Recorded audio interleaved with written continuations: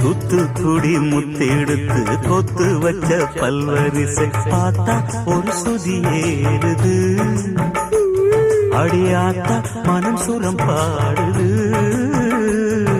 சாத்துக்குடி சாறு எடுத்து சேர்த்து வச்சு கண்ணத்துல தாரு அடமுழு சாகத்தா பக்கம் பாரு அங்கு பழுதாகத்தா.